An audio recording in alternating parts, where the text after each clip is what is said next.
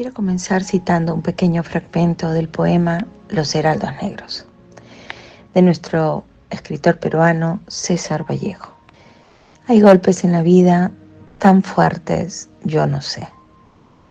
Son pocos, pero son, y abren zanjas oscuras en el rostro más fiero y en el lomo más fuerte.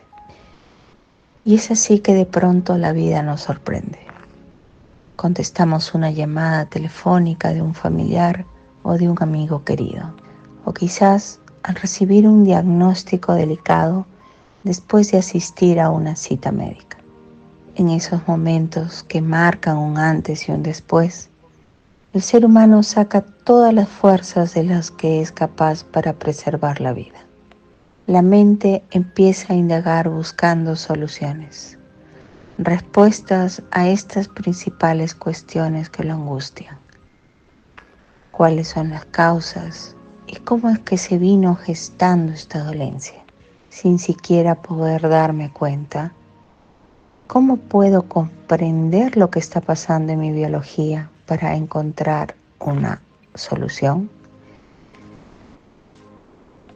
Soy la doctora Ximena Chirinos y la intención de esta serie de presentaciones es poder contribuir en encontrar respuestas. Muy agradecida de poder servirles.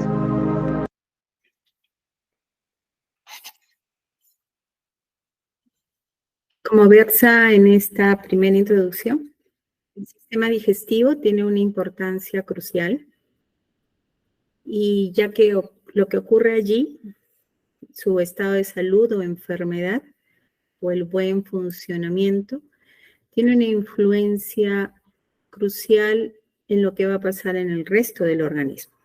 Y esto lo vamos a ir entendiendo más adelante. El sistema gastrointestinal adopta la forma de un gran tubo que presenta dos extremos, uno que nos conecta realmente con el mundo interior y otro que nos vincula con el mundo exterior. Va cambiando de diámetro este gran tubo, se ensancha en el estómago, en el intestino grueso, en el intestino delgado, y es considerado como una piel, una gran membrana o barrera. El objetivo de esta serie de charlas es comprender los problemas subyacentes que generan los síntomas de estas afecciones gastrointestinales. Como les decía, esta superficie nos va a conectar con el exterior, porque nosotros tomamos el alimento que consideramos nutritivo a través de la boca y aceptamos que sea nutritivo y lo dejamos ingresar por este gran tubo para que este alimento nutritivo discurra por él, haciendo todos los procesos etapa por etapa. Sin embargo, quisiera que tomemos conciencia de lo que significa tanto su parte anatómica como también su función. Nos conecta por dentro del cuerpo. Si ustedes imaginan, está este tubo recorriendo dentro de todo nuestro organismo, pero a la vez nos separa por dentro del exterior. Entonces, por eso es que se habla de una barrera muy parecida a la piel y que tiene funciones muy sofisticadas. Se habla de que dentro de todo este tubo digestivo hay el 70% de las células inmunológicas, es decir, aquellas células que se encargan de la defensa del organismo, que cohabitan en todo este tubo digestivo. Entonces, tiene la función de proteger. Es una barrera interior similar a la piel que nos cuida para que lo que ingresa por allí no sea tóxico y sea nutritivo y nos alimente. Esta es una fotografía microscópica para ver el interior de este tubo. Lo que ustedes ven como unos pequeños deditos son las vellosidades intestinales, millones de ellas que lo recorren, y que microscópicamente tienen la función de absorber las sustancias nutritivas, ¿no? Se dice que si se extiende toda esta superficie llega a medir del tamaño de una cancha de tenis. O sea, hay una gran cantidad de estas vellosidades. Y esta imagen representa un mundo exterior y un mundo interior. Entonces, les recalco este concepto porque es muy importante. Más adelante lo vamos a comprender más. Entender que este tracto gastrointestinal tiene una función muy importante, pero a la vez está aislado en el interior de nosotros, de todo lo que devenga de ese mundo externo a nosotros, ¿no? Todo lo que ingresa por la boca, este tubo digestivo, es lo que tomamos del mundo, porque recuerden que el alimento va acompañado de sensaciones, emociones y todo lo que analiza nuestros órganos de los sentidos. Para probar y aceptar un alimento, los ojos filtran esa información, los oídos filtran la información, el olfato filtra la información, el gusto filtra la información. Entonces, no es tan simple aceptar ese alimento. Entonces, vamos a repetir muchas veces esta palabra aceptación a lo largo de todo el tracto gastrodigestivo. Entonces, va a funcionar como una maquinaria que paso a paso va pasando de una etapa a otra. Tomamos el alimento por la boca, la función de la boca a través de los dientes es triturarlo, hacerlo más pequeñito, que pase por ese ducto, por ese tubo digestivo que es el esófago, llega al gran digestor que tenemos, que es el estómago, es otra etapa de aceptación. Luego que el estómago ha volcado todos sus químicos, porque allí es una digestión química, básicamente, le da el alimento nutritivo al intestino delgado, que lo tiene que aceptar, es decir, tiene que cumplir ciertos requisitos para que pase al intestino delgado. Y el intestino delgado cumplir su función, que es básicamente absorber lo nutritivo y dejar lo que es inútil, y posteriormente, después que también los otros órganos de la digestión, que lo vamos a ver más adelante a más detalle, viertan sus enzimas, sus jugos gástricos, va a crear otro alimento que va a pasar al intestino grueso, que finalmente va a absorber todavía lo aceptable o útil y va a dejar paso a lo que ya no es útil para el organismo. Entonces, lo entendamos como una maquinaria que va paso a paso, etapa por etapa, aceptando el alimento en sus distintas dimensiones y condiciones. Para repasar, el intestino es muy importante porque allí se aloja el 70% de la microbiota. La microbiota es un término que últimamente lo estamos escuchando más porque ha cobrado gran importancia, porque la tiene. Son virus, bacterias y hongos que se interrelacionan con las células humanas y sirven para muchas funciones importantes de todo nuestro organismo, tales como la generación o fabricación de vitaminas, de neurotransmisores. En el intestino se genera el 90% de la serotonina, que es el neurotransmisor de la felicidad, pero no solamente de la felicidad, sino que también permite el movimiento normal de las contracciones intestinales. Entonces, Este microbioma es bastante importante. Necesitaríamos una charla entera de microbioma humano porque hay mucho detalle e información importante. Pero a grandes rasgos vamos a introducirlo.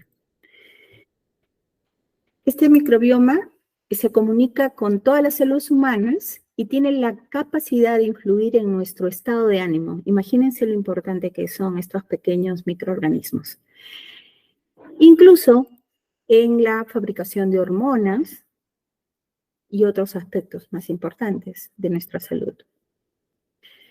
Entonces, estos estudios en los últimos tiempos hablan sobre la conexión entre los intestinos y el cerebro y han experimentado un crecimiento bastante exponencial. Hay mucha información que hay que aplicarla y se ha reconocido como un centro crucial para la salud, como les comentaba, porque hay una comunicación entre el cerebro y los intestinos. Por eso es que se dice que el tracto gastrointestinal es el segundo cerebro, ¿no? Es una de las razones. Entonces, les mencionaba que el 70% de las células del sistema inmunitario, es decir, los soldaditos que se encargan de combatir aquellos gérmenes patógenos, de reaccionar ante las alergias, de defendernos de lo no conocido por nuestro sistema inmunológico, reside en este tracto gastrointestinal, ¿no? Ustedes lo pueden ver aquí. Son estas pequeñas células que dicen neutrófilos, macrófagos.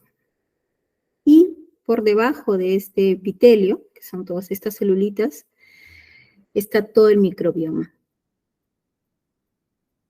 Y esta figura me gusta bastante porque también representa la conexión de este cerebro, el nervio vago, que como ustedes ven acá en esta figura, inerva todo el tracto gastrointestinal.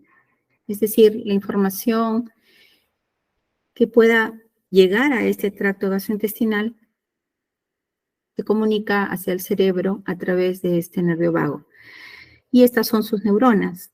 Imagínense, llegan las conexiones a cada una de las células de ese epitelio gastrointestinal.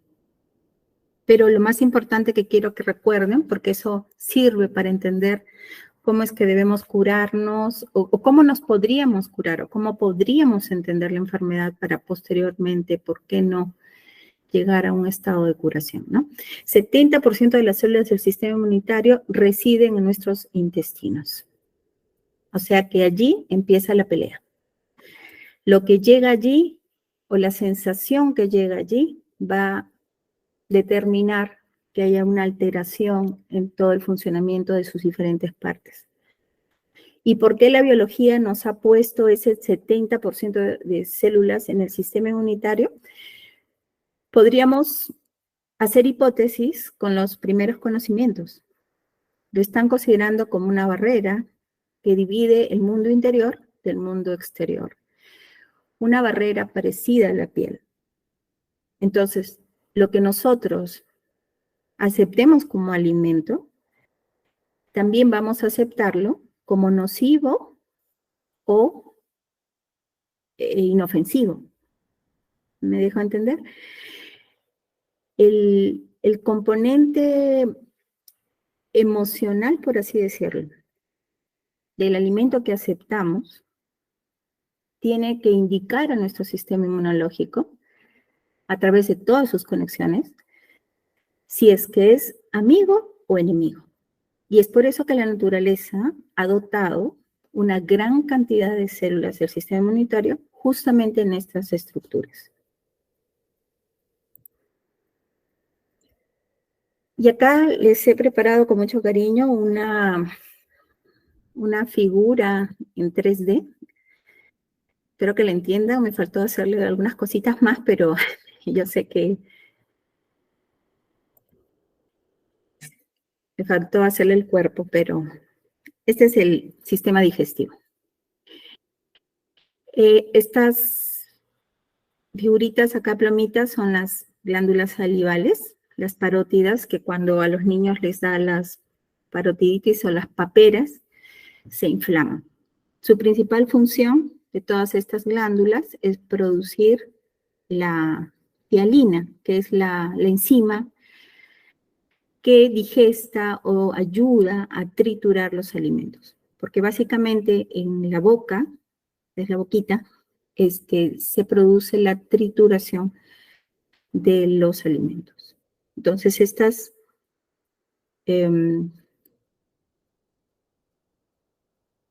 glándulas producen la tialina que va a favorecer la formación del bolo alimenticio. Ustedes ya lo saben.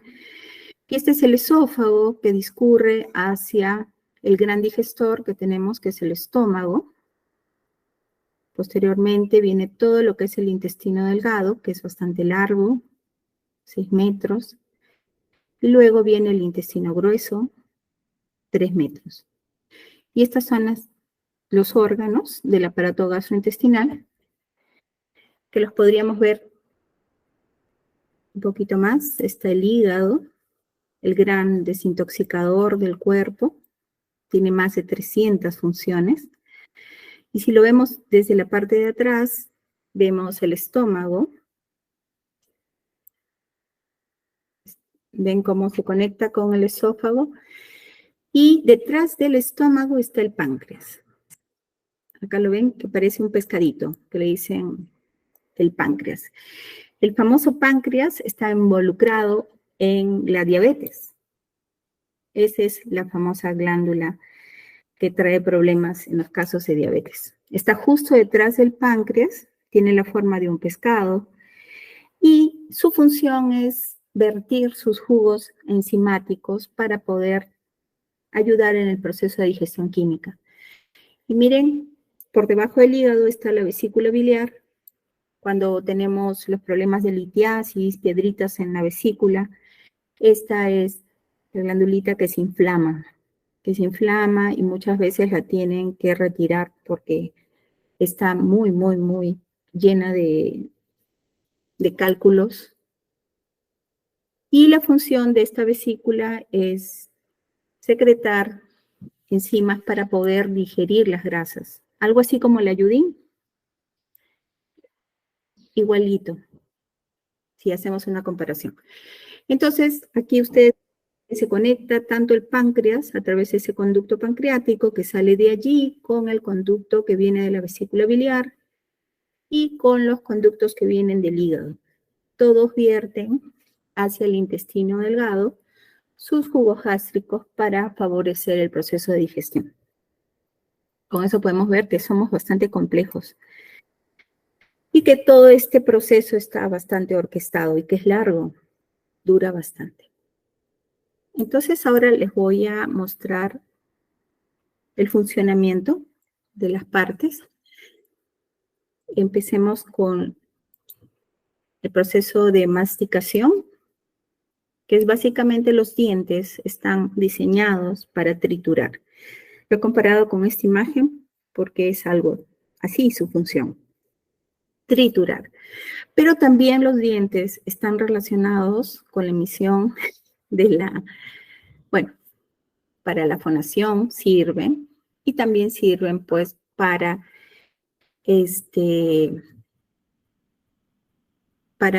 hacer este proceso eficiente, porque las personas que pierden la dentadura no consiguen hacer la trituración adecuada y van dando más trabajo, por ejemplo, al otro conducto que viene, que es el esófago, ¿no? Acá vamos a ver un pequeño videíto que nos resume su anatomía, es decir, su forma y su función. Bolo alimenticio es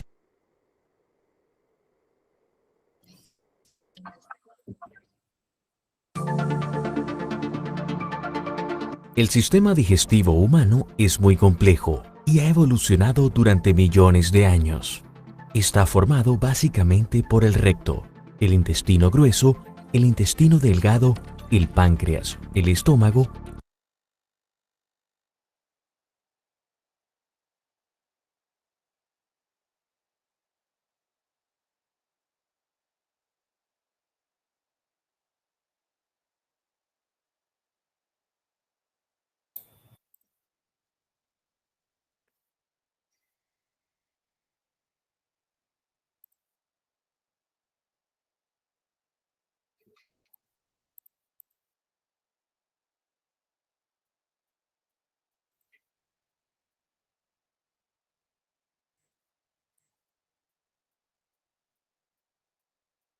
bolo alimenticio.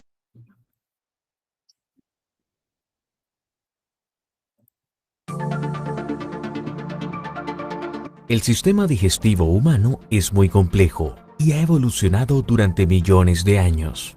Está formado básicamente por el recto, el intestino grueso, el intestino delgado, el páncreas, el estómago, también llamado gáster, y el hígado con la vesícula biliar. El esófago también forma parte de este sistema, así como varias glándulas salivales cerca de la boca.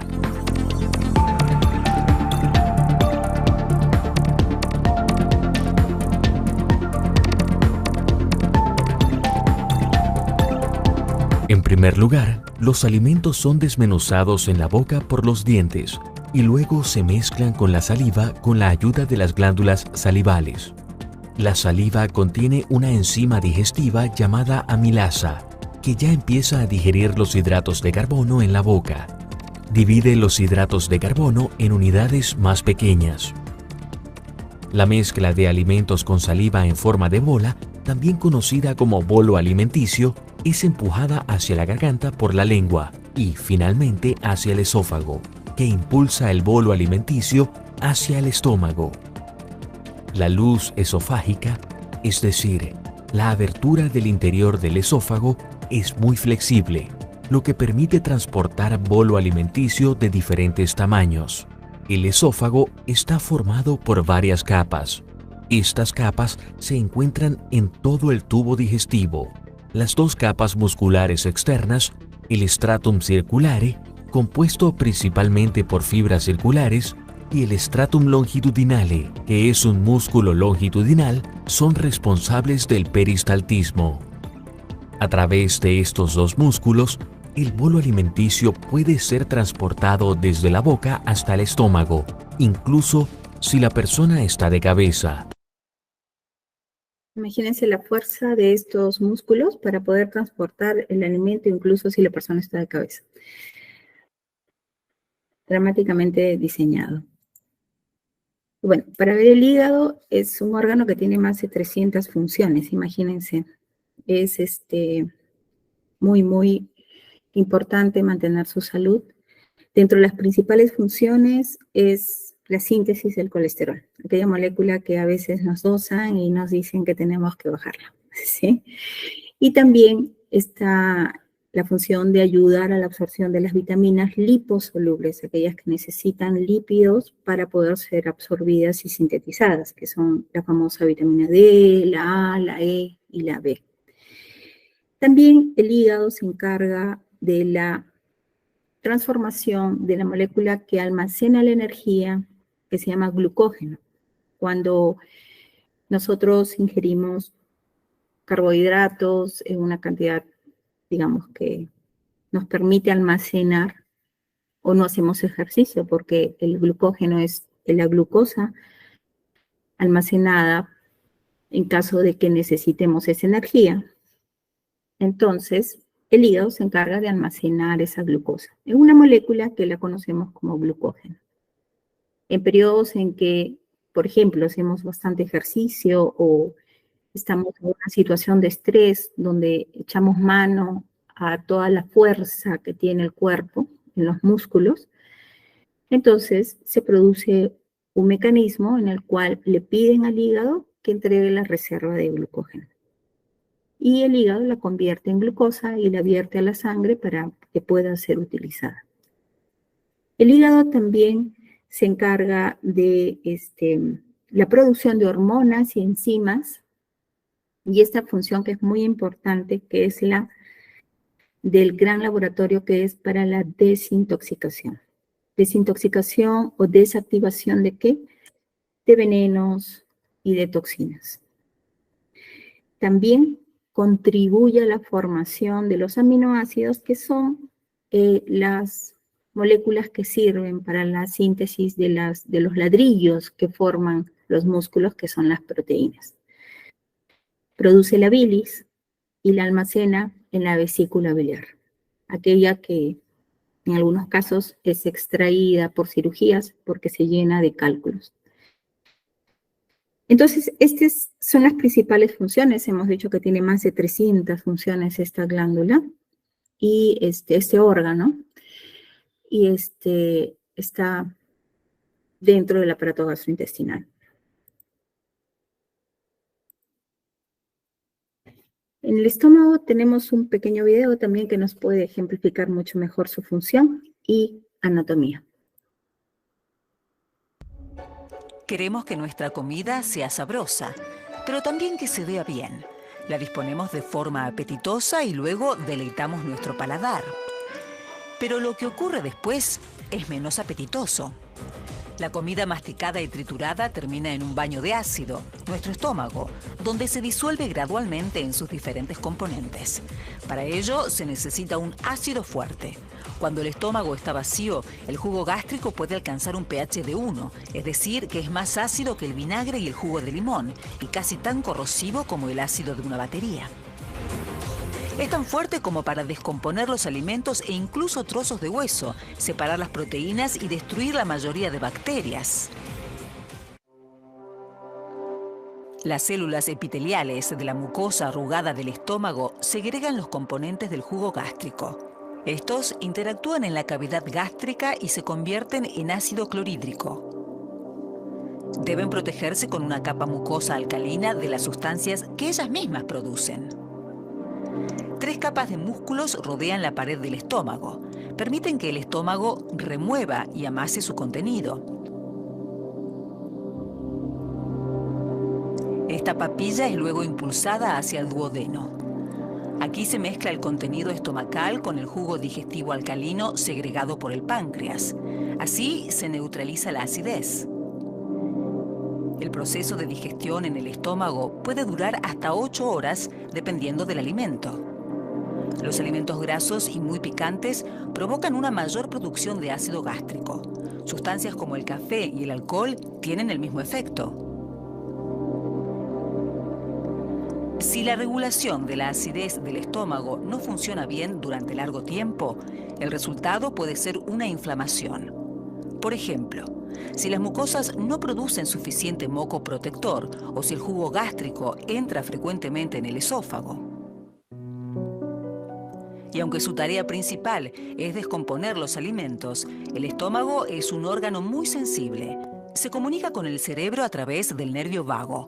Así sabemos cuándo tenemos hambre, por ejemplo. Pero lo que preocupa a nuestro cerebro también tiene un efecto en el estómago. El estrés, las preocupaciones, el amor o las emociones fuertes se sienten, sobre todo en la barriga.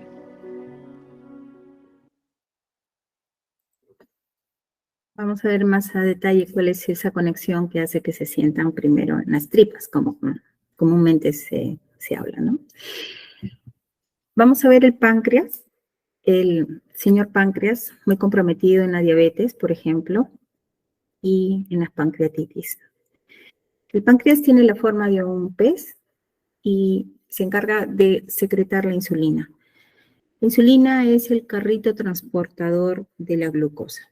Todos los alimentos al final se convierten en moléculas, unas para formar los músculos, que son las proteínas, y el azúcar o glucosa, que es una molécula energética básicamente, que va a producir la energía para que los músculos se contraigan, energía metabólica para que las células puedan cumplir sus funciones, y es la energía para el cerebro. El cerebro es el mayor consumidor de esta glucosa. Consume oxígeno, glucosa y agua principalmente para poder funcionar correctamente. Por eso sí es importante que se mantengan hidratados. Un consejito por ahí. Entonces, este páncreas secreta la insulina y el estímulo es que haya una cantidad de glucosa en sangre. Ese sensor le permite a él dar la orden para poder generar la insulina, que es el carrito que va a transportar dentro de los 60 billones de células que tenemos en el organismo, esa glucosa. Entonces, en los casos de diabetes, por ejemplo, esta glándula se cansa de producir la insulina y no hay quien lleve o transporte esa glucosa de la sangre dentro de los 60 billones de células que tenemos. Y es por eso que la persona empieza a sentir dolor de cabeza, mareos, desvanecimientos y falta de energía. Hay la glucosa, pero se queda en sangre. Más adelante, en otras charlas, veremos a detalle cuáles son los mecanismos que llevan a este desgaste del páncreas o a esta falta de función normal, ¿no?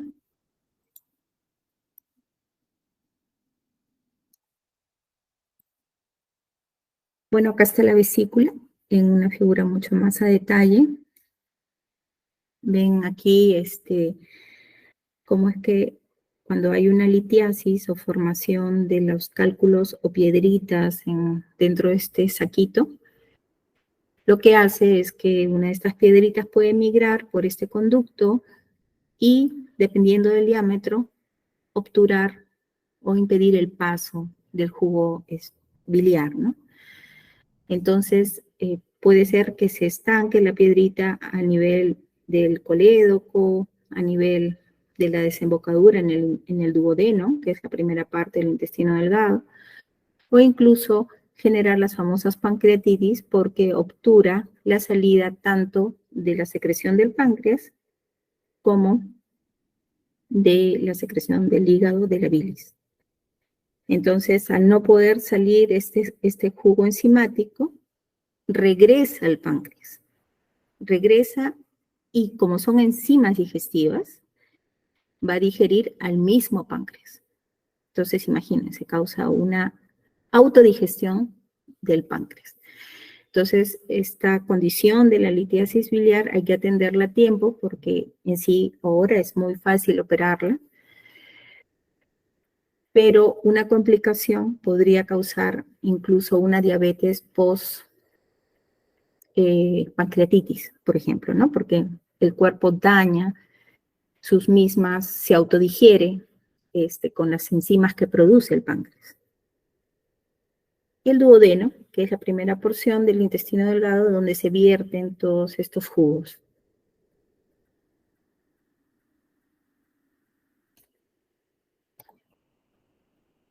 Y el gran intestino delgado, que tiene una superficie de absorción bastante grande, hemos visto el videito de todas las vellosidades intestinales. Acá está un corte en forma de tubo, por dentro se ven las vellosidades intestinales, y acá hay una mucosa. La mucosa es esa piel húmeda, rosadita, que tenemos por dentro de los cachetitos, en toda la cavidad de la cavidad oral, y ese mismo tipo de piel recubre todo el interior de ese tubo digestivo. Esta mucosa tiene funciones de secreción, tiene funciones inmunitarias, es bastante compleja. Y miren a detalle histológico, cada una de estas vellosidades está irrigada por una arteria, una venita y un nervio. Y estas son las células que tienen sus microbilis, le dicen, que son superficies de absorción, ¿no? Cada una de ellas es toda una estructura compleja. Es bueno tener una noción general de cómo estamos hechos, macroscópicamente y microscópicamente, para entender la función. Y luego que entendemos la función, entendemos por qué se altera esa función. Y esa es la enfermedad en sí. Y luego llegamos al intestino grueso.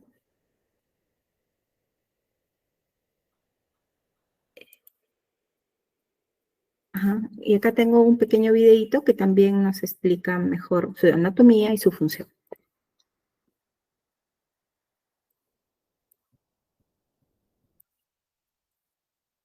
Del intestino grueso. Y fíjense, ahí lo están viendo, su situación en el cuerpo y luego sus partes. Y aún así, fíjense qué cantidad de cosas les enseñamos que les voy a enseñar yo el de Paquito.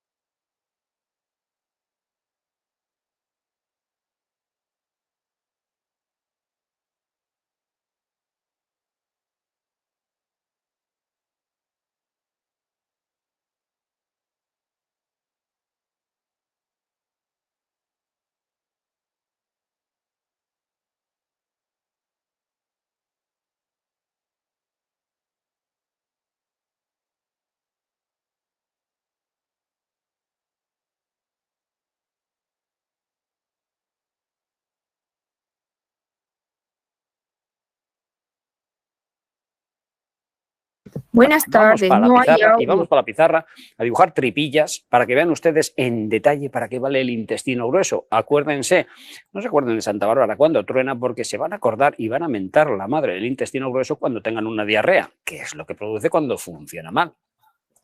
Idea básica del intestino grueso: un tubo. Y un tubo que ya he pintado en este programa como 450 veces, porque cada vez que pintamos cualquier enfermedad que afecte al intestino grueso, siempre lo pinto igual. Acuérdense que el intestino delgado, del que hablamos ayer, aboca al hueso, digo al grueso, que aquí tiene el apéndice, que es lo que hay gente que está operada y ya no lo tiene, que este sería el colon ascendente, el transverso, el descendente, el sigma y el recto. Y esto ya sería el ano, que es ya cuando decimos, ¡hala! Hasta luego, Lucas, las cacas que se piden. Idea básica. Muy bien. Si solo fuera un tubo de tránsito, ya por transitar, pues para eso está muy bien dotado. ¿Por qué? Porque cada austra de estas, es decir, cada invaginación en el tubo, son zonas en las que hay músculos. Hay gente que tiene más músculo en el tubo digestivo que en los brazos. Y la idea es, se van contrayendo de un modo secuencial de tal manera que propulsa el contenido hacia la parte final, que es lo suyo. Y acuérdense, esto se llama ascendente porque al estar de pie, el sentido de la materia interna es ascender. Transverso, porque es una tripa transversal, y descendente porque baja. Por lo tanto, tendrá que empujar mucho más aquí arriba, porque tiene que ir contra gravedad, salvo que estemos tumbados, que aquí abajo, que bueno, la gravedad también ayuda. Y en todo este trayecto, aparte de empujar y empujar y empujar, ¿cuál es la función principal del intestino grueso? Pues fíjense, muy fácil. Aquí nos llega 1,5 litros procedente del intestino delgado, 1,5 litros de materia entre fibra, agua y materia que ya no vamos a absorber. Y por aquí, para no caer en la diarrea, tendría que irse entre 0,25 y 0,30 litros. Es decir, que hay un balance, es una diferencia de 1.250 mililitros, verbigracia de 1,25 litros de agua que nosotros no podemos perder por abajo porque estaríamos en diarrea y que tenemos que recuperar porque ya han llegado al intestino grueso. Y por eso el intestino grueso lo que hace es recuperarlo, es decir, saca de la luz agua, que esa es su función principal. Y es importante, no se piensen, porque perder todos los días 1 litro de agua no es plato de gusto. Así que el agua hay que mantenerlo dentro del cuerpo. En la parte final, en la parte del sigma, se mantiene más. Es decir, las heces, que ahí ya son heces, ya están acumuladas, porque claro, nosotros no somos de defecación continua, no estamos todo el día sentados en el roca, vamos 1, 2, hay gente que 3 y 4 veces al día. Hasta entonces, las cacotas están aquí almacenadas y aquí es donde más se deshidrata. Pero también es donde más presión hay, y tengan en cuenta que todo esto hemos dicho que tiene músculo. Y el músculo tiene la costumbre de decir, oye, sí, yo trabajo, pero tengo que comer también y me tienen que avisar. Por lo tanto, por todo el intestino están entrando vasos sanguíneos, que son arterias y venas, y están entrando también nervios, que son los que dicen, oye, ahora contrae tú, ahora cállate tú y que se contraiga el otro. Es decir, que tienen puntos de debilidad en la pared. Claro, esos puntos de debilidad que vamos a ampliar, sería la pared así, y entraría por aquí la arteria que fuera, o la vena que fuera, que saldría, es decir, sabemos que es arteria o vena, según el trayecto, y luego entraría el nervio que inervaría el trozo de tripa, y claro, como aquí hay mucha caca, hay gente que está apretando, está uno de pie, las vísceras, sobre todo la gente obesa, están apretando mucho para aquí abajo, aquí hay mucha presión en la pared. Y llega un momento que aquí en la entrada de los vasos o del nervio, la tripa dice, me voy a dar un viaje. Y hace un globito. Ya tenemos el divertículo. Que yo creo que ya se lo expliqué una vez. Pues es así. Aprovecha la entrada de la arteria, la salida de una vena o la entrada del nervio para decir, oye, ahí que la pared está un poco menos dura, menos tensa, voy a salir. Claro, si se nos llena la parte final del sigma de divertículos, nos puede dar estreñimiento, nos puede dar mucho dolor y problemas. Y luego la última derivada. Toda la irrigación de arterias y venas, hay mucha irrigación en esta zona final, en el recto y en el ano también. Claro, cuando tenemos una vena normalita en el ano, con sus valvulillas, y funciona, no hay problema.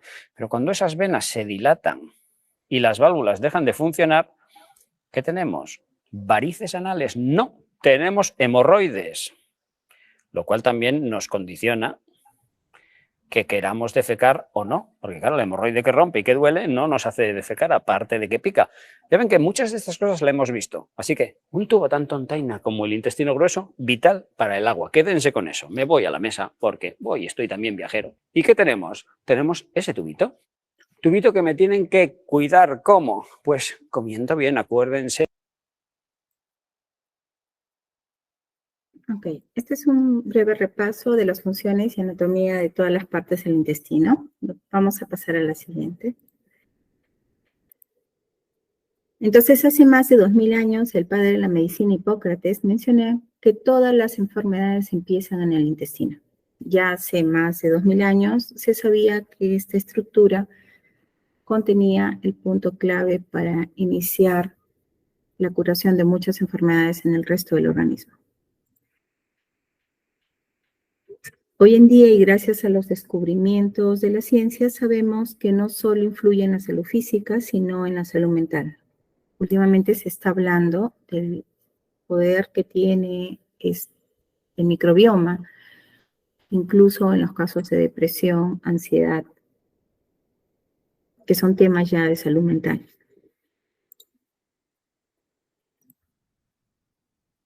Todo aquel que desea una buena salud debe empezar por preguntarse primero a sí mismo si está listo para dejar todas aquellas razones que causaron su enfermedad. Solo entonces allí es posible ayudarlo. Y vamos a ver a continuación el gran sistema nervioso entérico, que parte del sistema nervioso autónomo, que está dividido en el simpático y parasimpático. Es importante comprender y saber cómo está constituido y cómo funciona, ya que el inconsciente humano está gobernado por este sistema nervioso autónomo. Como su mismo nombre lo dice, no le pregunta al consciente cómo ha de funcionar o qué ha de decidir. Simplemente da la orden al órgano o al tejido para que funcione de la manera adaptativa que le permita responder a la necesidad de ese momento de ese ser humano. Lo estoy haciendo de forma genérica porque necesitamos mucho más detalle. Más adelante lo iremos explicando más a detalle. Pero sí es importante saber que funciona de forma autónoma. Y es importante para la sobrevivencia, para la función de sobrevivencia del ser humano. Pero solo para ello. Porque si nos mantenemos en esta función de sobrevivencia, la mayor parte de nuestra existencia, pues terminamos desgastando al órgano o desgastando o anulando la función del órgano, que ya sí es irrecuperable. He presentado una gráfica también en 3D para que lo podamos apreciar en toda su plenitud.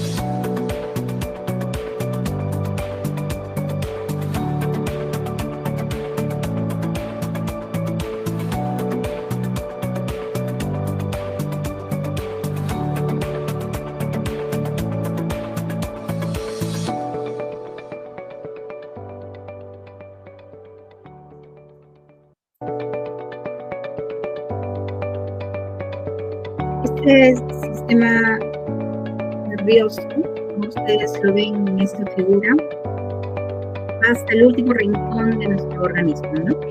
Se distribuye a cada una de las células y recoge información aferente y eferente, de ida y de vuelta. Lleva esta información hacia el sistema nervioso central, que es el cerebro, y de acuerdo a la información que lleva, el cerebro da la orden para que el órgano se comporte de alguna manera.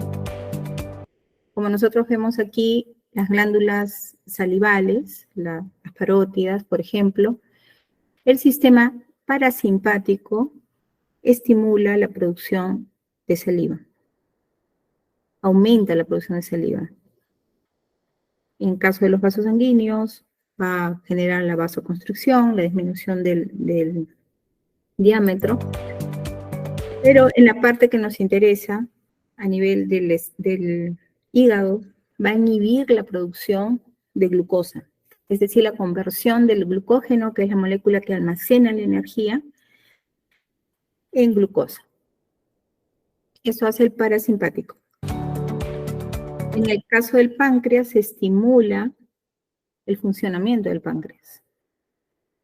En el caso del estómago, estimula la motilidad, es decir, los movimientos peristálticos, esos movimientos de contracción, relajación, y la secreción, por supuesto, también de las enzimas digestivas, del jugo del ácido clorhídrico, por ejemplo, ¿no? Entonces, estimula la movilidad del intestino delgado, etc. Y por el contrario, el parasimpático, el simpático,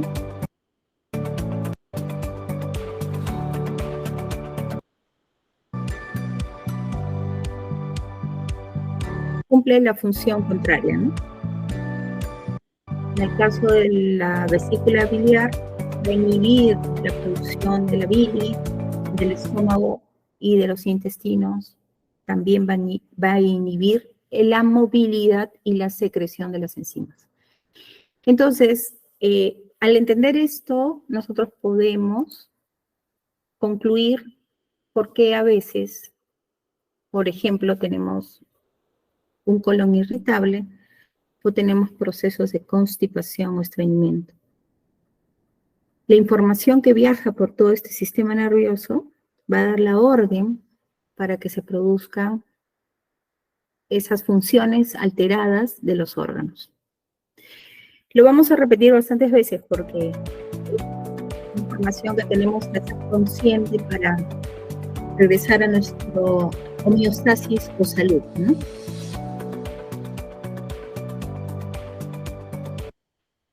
Entonces, este sistema nervioso entérico, parte de toda esta estructura del sistema nervioso autónomo, y es conocido como el segundo cerebro.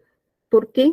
Porque está compuesto por 200 millones de neuronas, lo cual equivale a la cantidad de neuronas que están presentes en el cerebro de un gatito. Imagínense la cantidad de neuronas que están inervando todo nuestro aparato gastrointestinal. ¿Qué quiere decir con esto? Que la información que provenga de este aparato gastrointestinal es muy importante para la supervivencia de ese ser humano.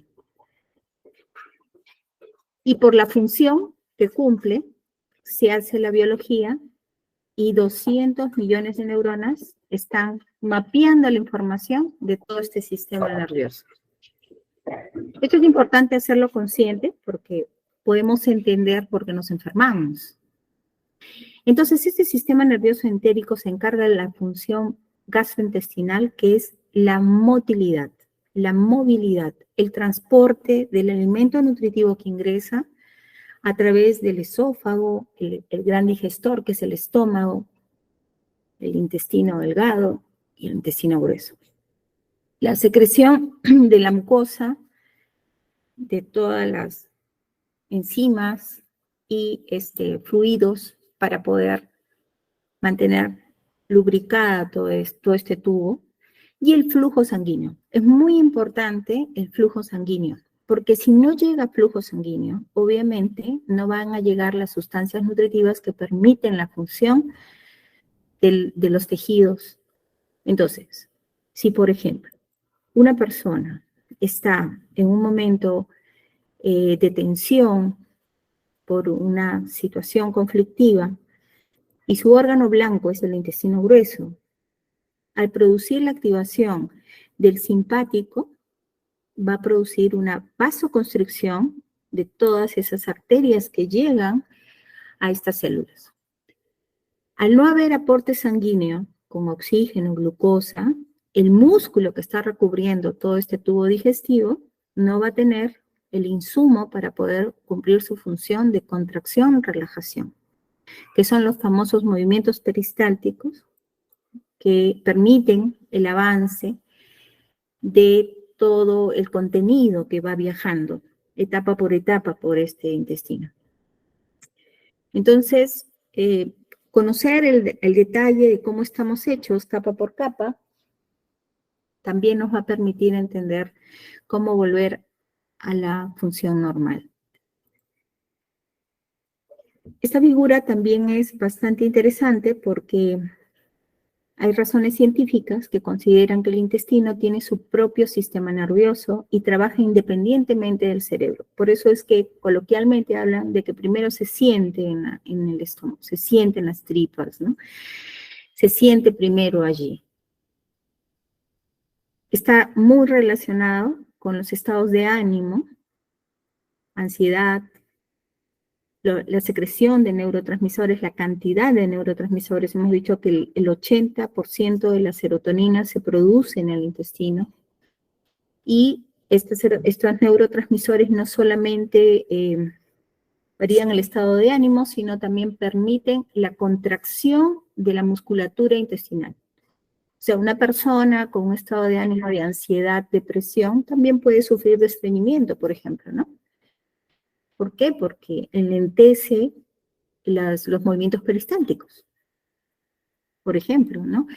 Y también va a depender, obviamente, de la nutrición que recibamos, porque acuérdense que este tubo digestivo recibe del exterior lo que considera aceptable como un alimento. Entonces, lógicamente va a depender de los nutrientes, del balance de la microbiota, es decir, de la cantidad de bacterias buenas, hongos, virus, todo eso es la microbiota, y las patógenas. Generalmente, cuando hay una alteración de esta microbiota, es decir, hay un estancamiento de los movimientos peristálticos, en el caso del estreñimiento, por ejemplo, no se produce la motilidad, la contracción del intestino, como es normal, pero hay un estancamiento. Al igual que el agua estancada, la población de bacterias empieza a multiplicarse. Entonces, allí vienen los problemas. ¿Por qué? Porque las bacterias patógenas empiezan a aumentar en proporción y las bacterias no patógenas empiezan a disminuir en proporción, porque ni siquiera van a tener la cantidad de nutrientes que les favorece su crecimiento. Al haber esta alteración, otros mecanismos se van a alterar, como es la producción de los neurotransmisores. Eso va a generar estados de ansiedad y depresión, más estrés, lo que va a hacer que haya más constipación o estreñimiento, y se convierte pues en un círculo vicioso.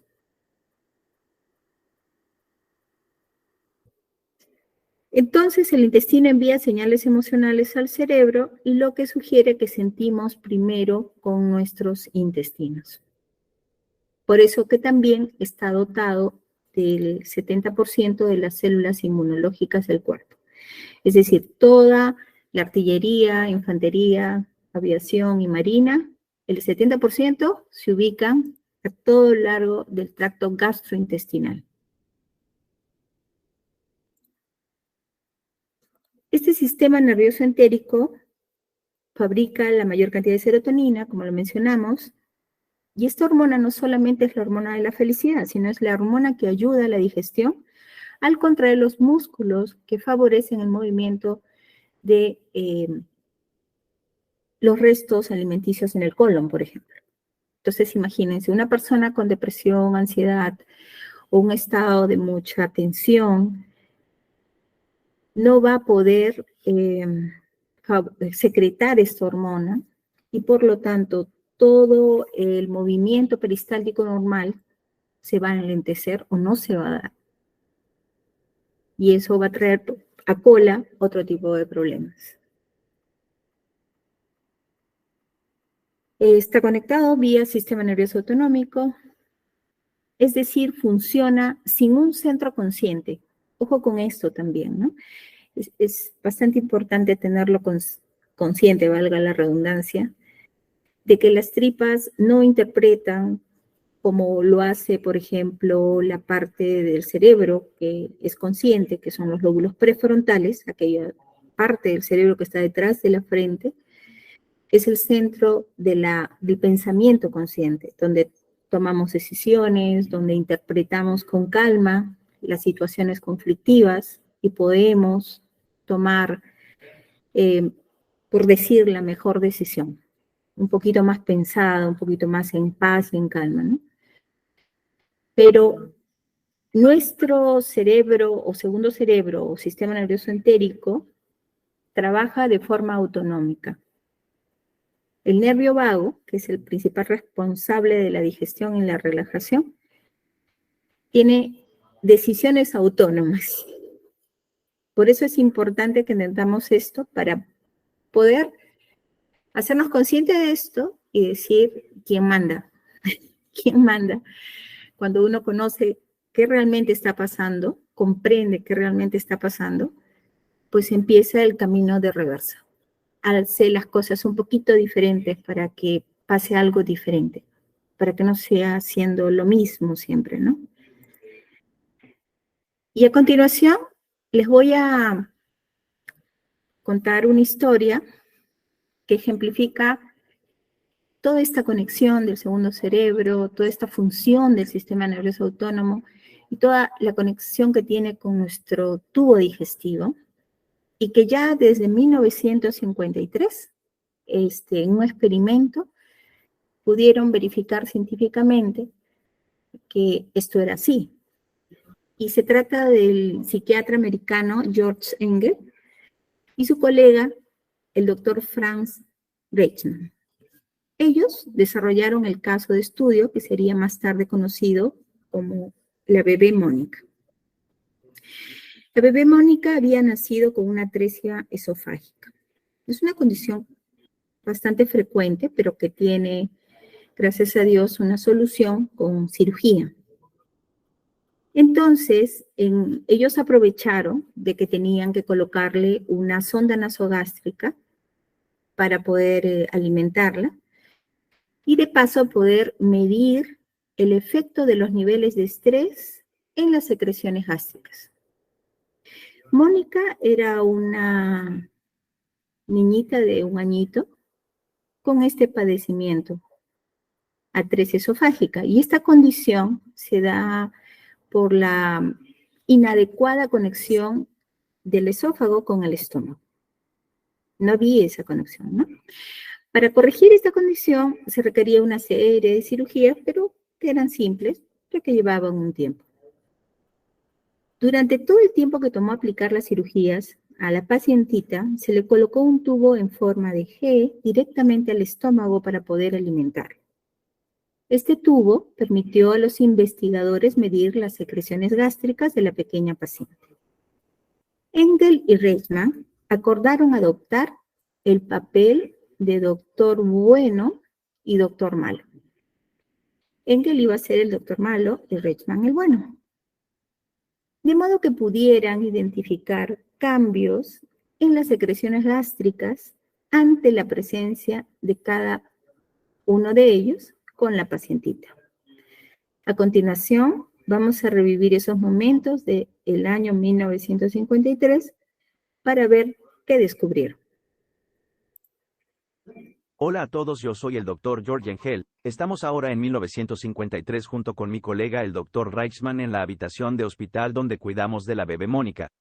Como ya saben, llevamos a cabo un estudio para medir las secreciones gástricas de la bebé ante la presencia del Dr. Reichman, quien se comportaba de manera atenta y cariñosa, y ante mi presencia que era más bien seria y distante.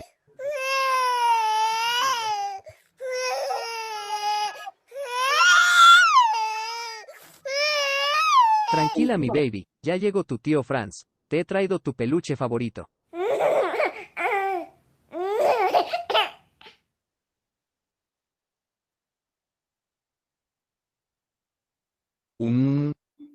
Aquí tenemos a la paciente Mónica. Parece que tendremos que colocarle una intravenosa de Toradol y prepararla para su siguiente intervención.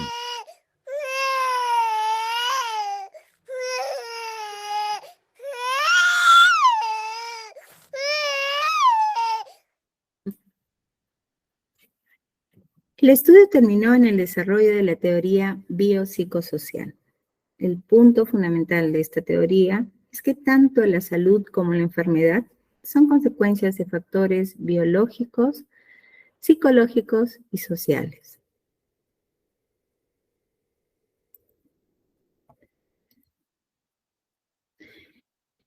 Y voy a terminar repasando un poco las funciones del intestino grueso, que es básicamente eliminar los desechos y residuos que de otra manera contaminarían al cuerpo. En otras palabras, la función del colon o intestino grueso es dejar ir y soltar todo aquello que no sirve al cuerpo, lo que el cuerpo no ha digerido, considerándolo inútil para él mismo.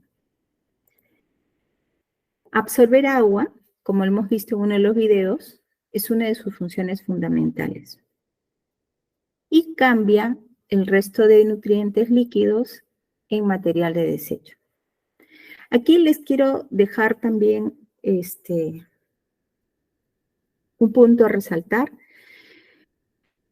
para entender cómo es que funciona este sistema nervioso autónomo que hemos dicho que es el que gobierna el inconsciente.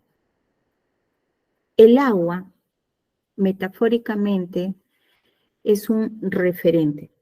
Cuando los antiguos pobladores de la humanidad caminaban por la sabana africana y encontraban un oasis o un pozo con agua, era un referente de seguridad, de protección, de sentirse seguros y sobre todo que esa biología, que esa estructura iba a sobrevivir en ese entorno. Y la función de este intestino grueso es absorber el agua. Hemos visto cómo cuando se altera la función y empieza a actuar el simpático, ya no se producen las contracciones de peristalsis normales en el colon. Se produce una paralización de estos movimientos que propulsan, que impulsan todo el contenido que pueda haber dentro de él hacia el exterior, llevando aquello que ya no es nutritivo, llevando aquello que no es útil, llevando aquello que es tóxico y que se debe desechar. Sin embargo, cuando no hay estos movimientos, no se puede cumplir esta función de absorber el agua, que es fundamental. Y, consecuentemente, vienen otros problemas, que es la vasoconstricción de las arterias y venas que llegan hasta estos tejidos para aportar nutrientes y para llevarse, por supuesto, sustancias tóxicas a través de las venas. Entonces, toda esta alteración de la fisiología, es decir, del funcionamiento normal de nuestro intestino grueso, se puede revertir solucionando el estado que nos lleva muchas veces a padecer de un estreñimiento crónico, de una constipación crónica, por ejemplo, ¿no? Pero este concepto del agua es bastante referencial. Más adelante quizás lo vamos a ver, lo vamos a tocar, pero quiero dejarles con esta nueva información, o quizás ya muchos lo tienen, de que el inconsciente interpreta el agua como un punto de referencia, de sobrevivencia, de protección y de seguridad sobre todo. Y es por eso que cuando una situación puede activar el sistema nervioso simpático, también produce este enlentecimiento y por lo tanto la absorción del agua no se da. La siguiente. Y también les dejo un previo de lo que trataremos la próxima charla, que son propiamente las enfermedades más comunes en este sistema digestivo. Veremos la apendicitis, que es una inflamación del apéndice, de esa bolsita de parte del intestino grueso, que tiene una función inmunológica, pero que podemos vivir sin ella. Pero es una consecuencia de la apendicitis de también tener estreñimiento crónico, por ejemplo, ¿no? Porque allí es que se puede obturar ese saco vacío porque no tiene comunicación exterior. El estreñimiento constipación, que puede traer como consecuencia los pólipos, que es un precáncer, por ejemplo, ¿no? No todos los casos, nunca me gusta dar un mandato o una sentencia, pero puede ser, como puede ser que no, que pueda ir a formar un cáncer con el tiempo, ¿no? Recordemos que nosotros como materia física tenemos una fecha de caducidad. Nuestra alma, lo que viene de la esencia interior, es eterna. Pero este armazón que nos permite transitar por este mundo cumple funciones y se adapta a malos funcionamientos con tal de sobrevivir. Pero tiene una fecha de caducidad. Hay que hacernos conscientes de qué somos, cómo estamos estructurados, cómo funcionamos, cómo revertimos a la mala función a la buena función. Y de eso se trata todo ello, ¿no? El cáncer de colon es ya hasta cierto punto una adaptación, un esfuerzo que hace el cuerpo para adaptarse al mismo motivo que me lleva a ello, pero que no lo he podido ver, no lo he podido cambiar, no he podido ser consciente de ello. Y que, bueno, termina a veces en esta proliferación de células que causan, pues, el mal funcionamiento de este órgano que es el intestino grueso. En la próxima charla hay bastante información y no quisiera extenderme más. Vamos a tratar a más detalle todas estas patologías. Les agradezco desde ya su presencia en esta tarde y haberme acompañado en esta presentación preparada para ustedes con mucho cariño. Muchas gracias.